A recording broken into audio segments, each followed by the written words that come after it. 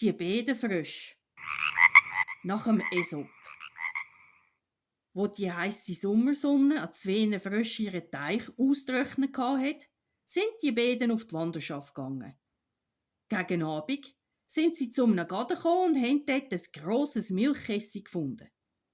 Das Kessi war zum Neidlabnen aufgestellt. Die beiden Frösche sind voller Freude reingekumpelt und haben sich beide Bäuche gefüllt. Wo sie genug hatten und wieder raus wollten, haben sie einfach nicht können. Die helle Wand vom Kessi war einfach nicht zu bezwingen und sie sind immer wieder in die Milch zurückgerutscht.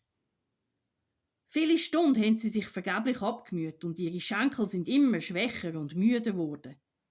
Da hat der eine Frosch gewagt: «Alles Zappeln nützt nichts. Schicksal ist gegen uns. Ich geb's auf.» Er hat keinen Wank mehr gemacht und ist auf den Boden vom Kessi gesunken und vertrunken.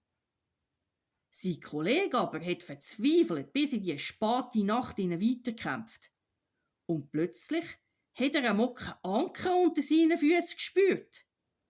Und mit letzter Kraft hat er sich abgestoßen und ist rausgekumpelt.